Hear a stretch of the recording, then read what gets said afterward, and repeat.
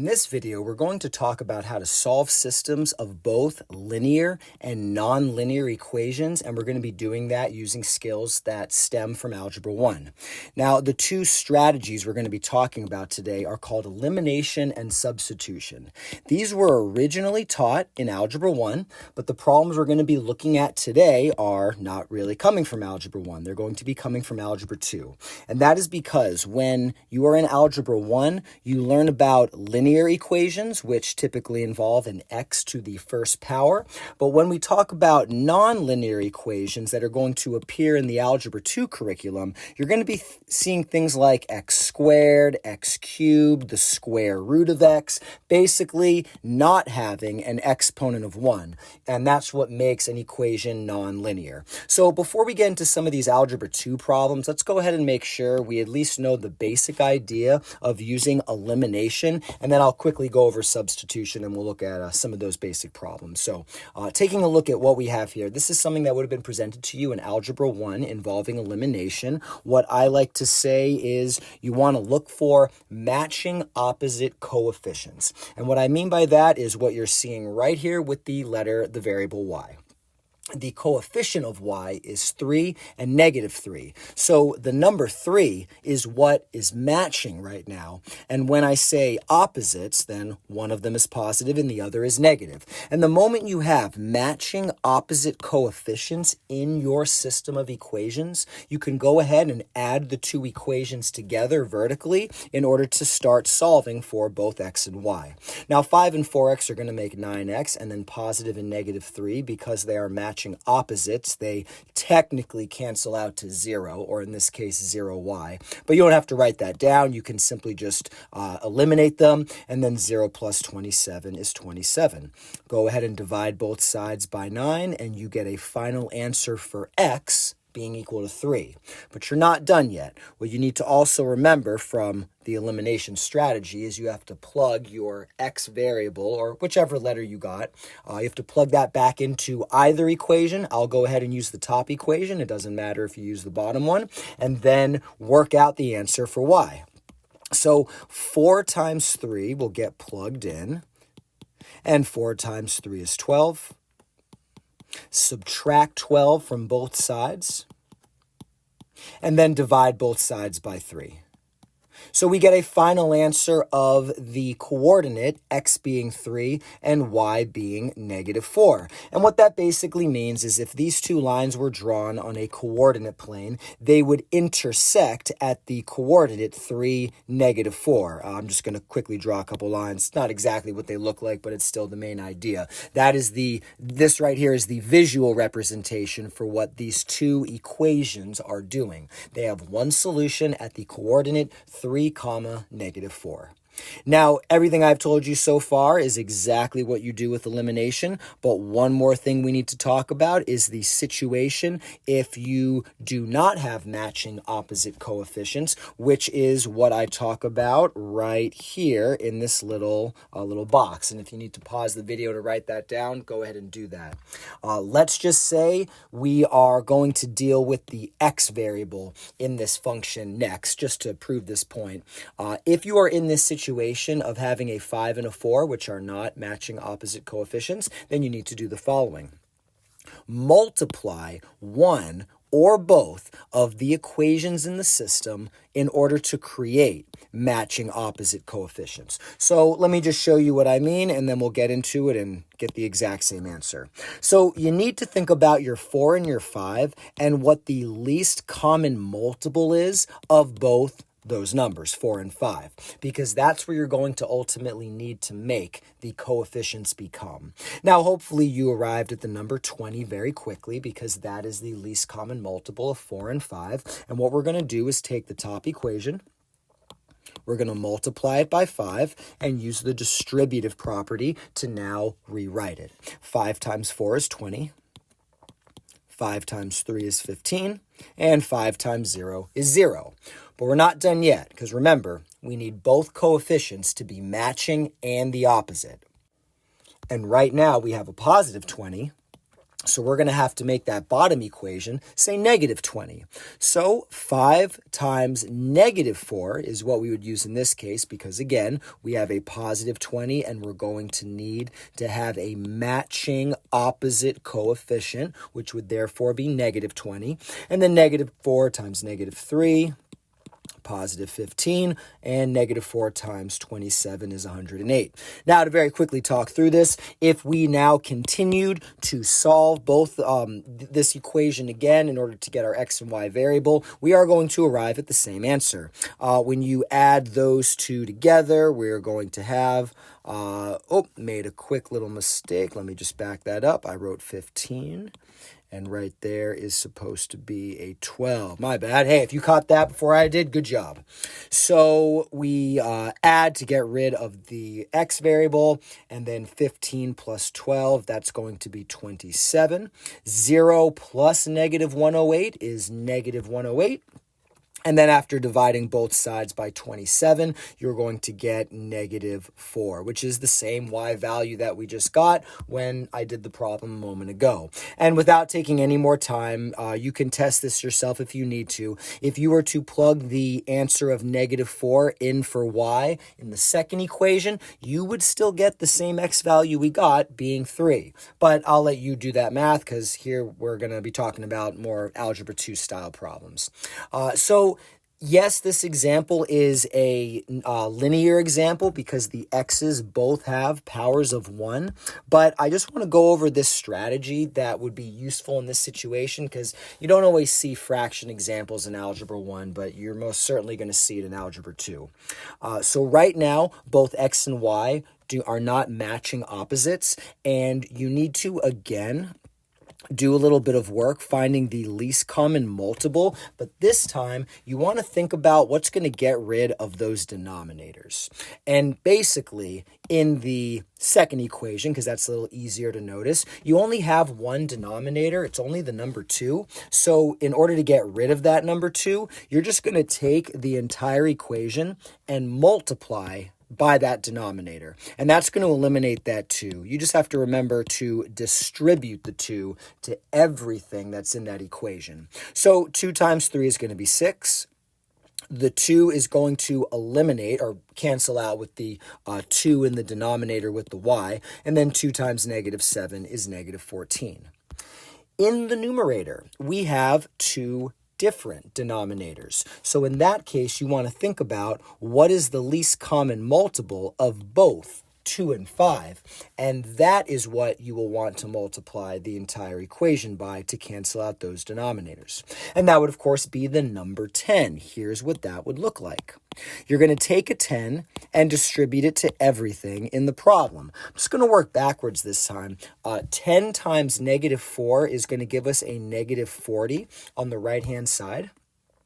And then when the 10 multiplies the 5 in the denominator, or when the 10 multiplies the y in the numerator, that is technically what it is multiplying, and then it's going to be divided by 5, well, that 5 is going to cancel out with the 10 and leave a 2 in the numerator. And it's very important that you always put the remaining number in the numerator because that is where the division is kind of happening. The 10 is multiplying the y so that it would say 10y, but since 5 goes into 10 2 times, 2 is all that is left over. And this is a very useful strategy for eliminating fractions from equation problems to make them a little easier to solve.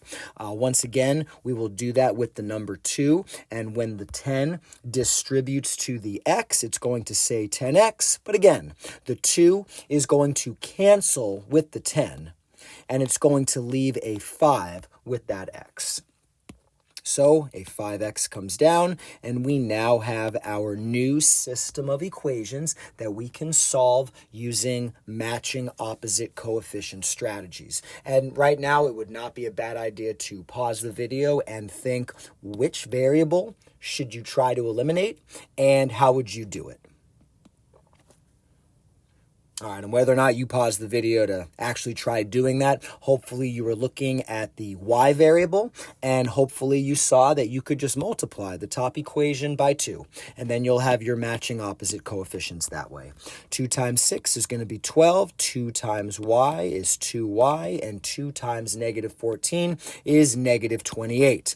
Then you would add these together, and then they eliminate, and you get 17x and negative 68, and I could take the time to finish all of this. Was that negative 4?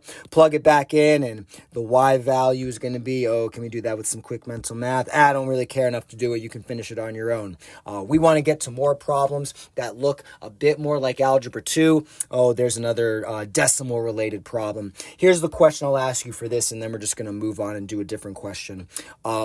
Which variable are you going to try to eliminate first, and how would you do it? That's the one thing you should try to answer right now, and I will show only that and we'll move on. Again, which variable are you going to try to eliminate, x or y, and how are you going to do that in order to get matching opposite coefficients? And I'll give you a moment to think about that. All right, and hopefully you arrived at one of 2 options. So you could take the bottom equation, and if you were going to get rid of the x variable, then you would need to multiply by negative 0.1, so that when you distribute to x, you will have a matching opposite to the 0.1 that is in the first equation. Or the other option would be, if you were to get rid of the y variable, then you could multiply the entire thing by negative 0.25. And when you distribute that, it will give you a negative 0.25y that will eliminate with the y variable in the top equation. And sorry to say, I did not prepare the answer to this solution just to flash it for you, but whatever, we'll be doing the rest of these together anyway. So let's just jump in and look at more, one that's a little more like Algebra 2.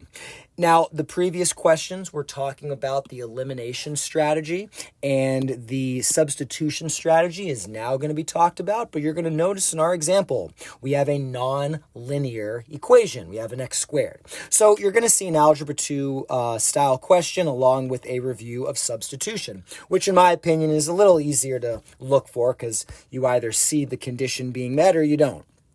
You want to look for either x or y to be isolated in one or both of the equations. And you can observe that being met right now in the second equation. Y is alone in the second equation. So substitution might be the better way to solve this system. And the way you deal with that is you simply plug the isolated equation into the, in this case, the top equation. And we're going to be doing that for the y value in the top equation. Let's just get to it. Substitution is much more visual than it is if I were to just explain it. In the top equation, we're going to start to rewrite it with a 2x and then a plus sign. But I'm not going to rewrite the y that is in the equation. Instead, I'm going to substitute the expression for y that is equal to y in the second equation. Basically, the x squared minus 5 is going to go inside of parentheses, and then the rest of the top equation is going to be brought down. Just take a look at what I'm highlighting to see that what has the green highlighting is from the original equation, and this little purple y right here is being represented by the x minus 5. That came from the second equation. Elimination would work as well. You would just have to do some rearranging, but substitution is the most efficient way to deal with this system. Because now look, you have an equation that only has an x involved, so we can start simplifying things. I see we have an x squared term, so I'm going to move that to the front because this is ultimately a quadratic equation. I'm going to bring that 2x and just rearranging some things. You can always flip those positions around. And then we're going to add 5 to both sides. And that's going to cancel out a 5 right here, and it's also going to cancel out the second 5. When we get a quadratic, this is also from Algebra 1, you always want to solve a quadratic by setting it equal to 0, and then using either the zero product property or perhaps some factoring strategies that you might know, and that's exactly what we're going to do here. We have an x squared plus 2x, and using the zero product property, or first we have to do a little bit of factoring, we can remove an x from both of those terms, and that leaves us with x times x plus 2, and then using the zero product property, we would take x and set it equal to 0.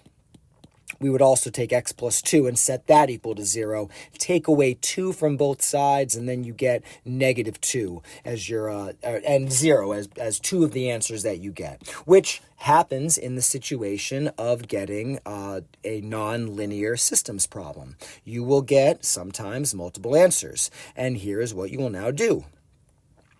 So we have our first answer of 0. We want to plug it back in to get the y value. So I'm just going to plug the 0 into the bottom equation. So it will say 0 squared minus 5, and then the 0 just goes away, and we get negative 5. So one of our solutions is 0, comma, negative 5. Let's put some highlighter around that. And now we will get our other solution. So we're going to take negative 2 and plug that into, it doesn't matter which equation, I'll just use the bottom equation again. You could always plug it into the top equation and prove that you get the same answer. We have y equals, and then negative 2 squared minus 5. Negative 2 squared is negative 2 times negative 2, so positive 4. And then 4 minus 5 is negative 1. So the second answer would be negative 2, comma, negative 1. And those are the two coordinates in the answer.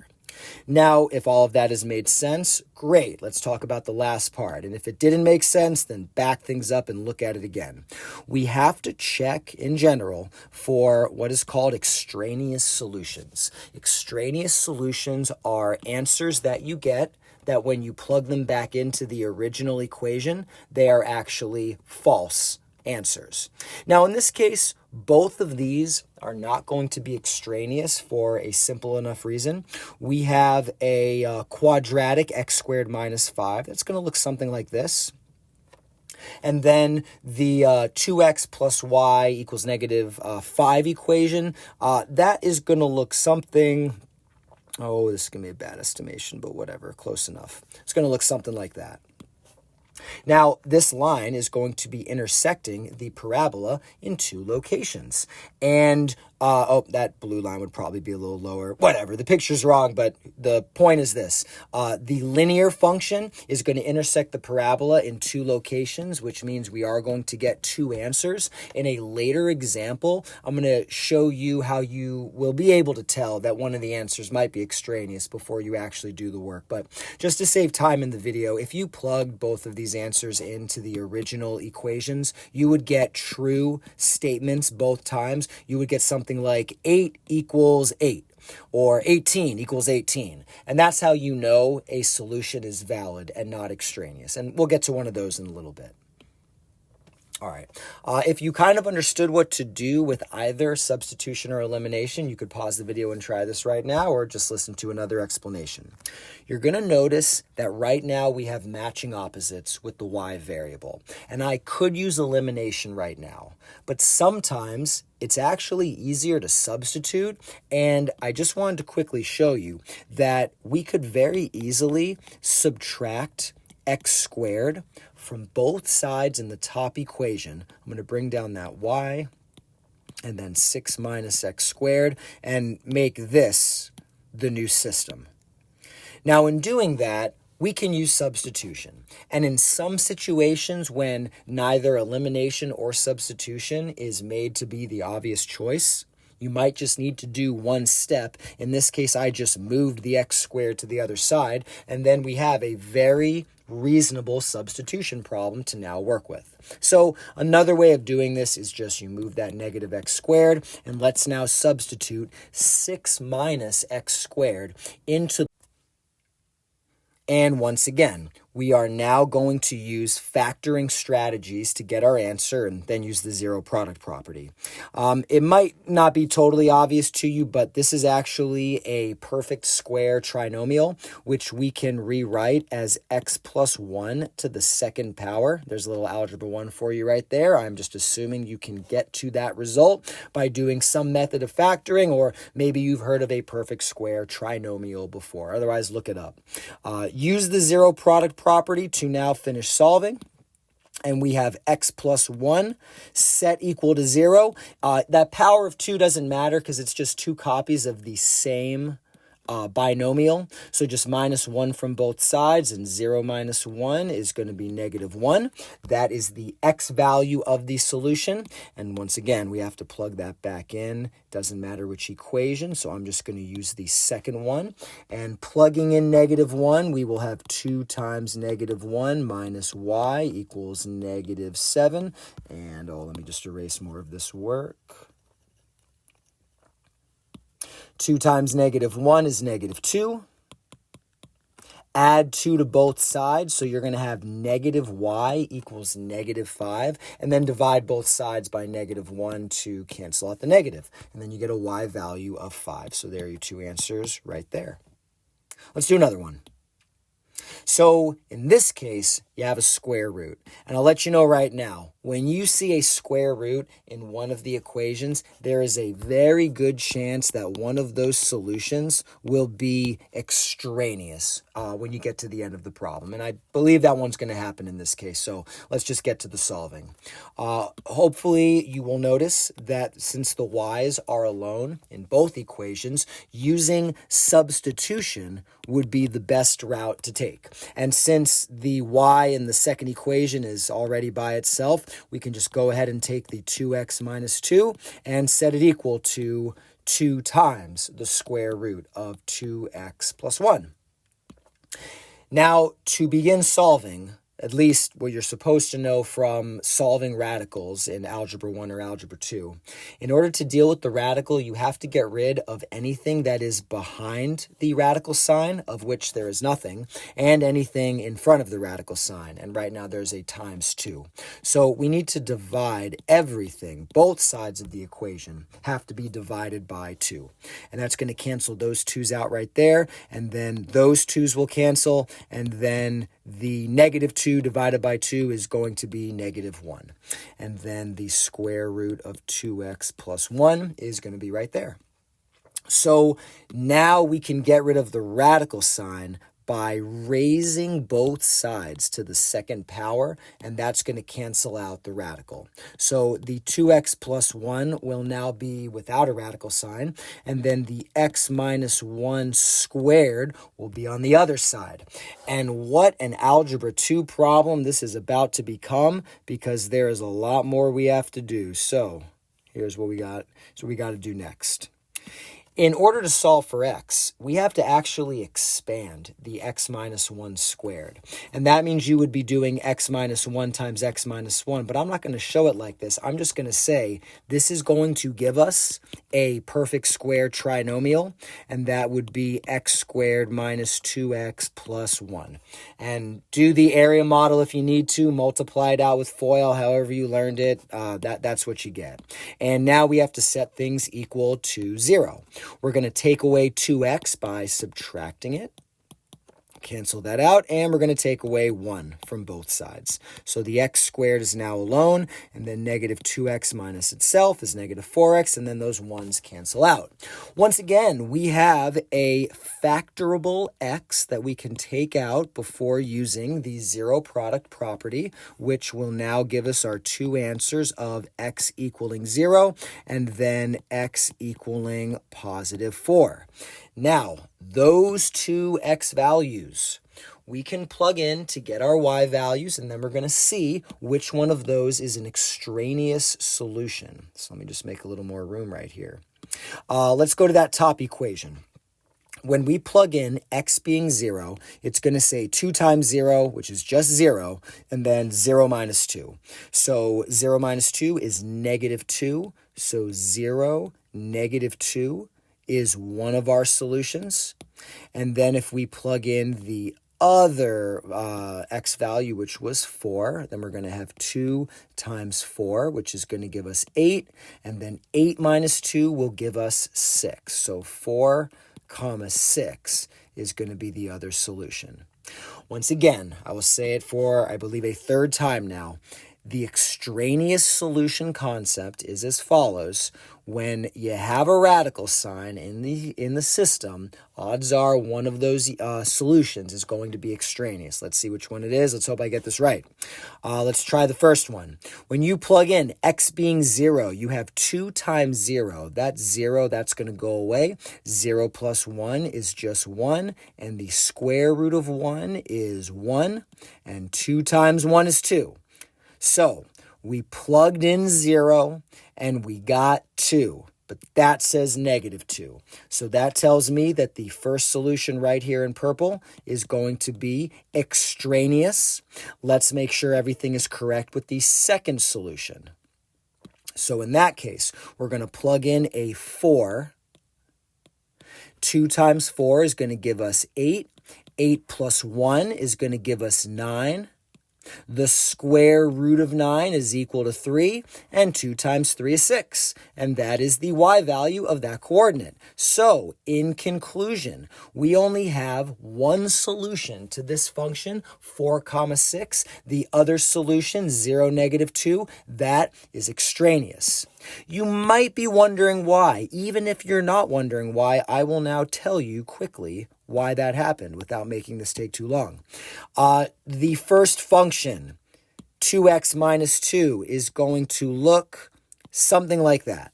And then the second function, 2x plus 1 times 2 in the front, that plus 1 is going to move things 1 unit that way. It's going to be like kind of like that. Something like that. And then right there is 4, 6. Now look at what you should be noticing here. One intersection point. The square root function, I'm going to trace it in red, is only what I am drawing right here going forever. As x approaches infinity, this graph is going to keep approaching a y value of infinity, but it's not going anywhere over here. There is no intersection point aside from what I highlighted in green. Therefore, just like going back to that question, let me see if I can jump back right here. Do I still have that parabola? Nope, I erased the parabola. Oh well, it's gone. But nevertheless, one more slide. Because the square root function is only intersecting the linear function one time, then of your two solutions, one of them has to logically be extraneous. And again, when you have a square root sign in your system, you can almost expect this to be a usual thing. Always check, but anticipate that you could get an extraneous answer. All right, here are a couple practice problems for you to try. I would recommend you pause the video and hit resume when you are ready. The answer will just flash because I've talked about these long enough. So good luck. Drop a comment if you have a question, and thanks for watching. All right, and here are the answers. We don't have to let all that play out. All right, we'll just talk through it quickly. You can just plug in 6, and you have a difference of squares, and that's how you get your answers there. And in the second example, just plug in the 81, but you had to know that 81 was a perfect fourth, and it's really 3 to the 4th power. So that allows you to do a same base canceling out procedure and get your answers right there. Nothing was extraneous. You can see the answers highlighted in green, and all of the problems you've seen in today's video were all meant to touch on the various parts of the Algebra 2 procedures that have to do with solving nonlinear systems. Please go back through any of the other examples as they become necessary, and I'll see you next time.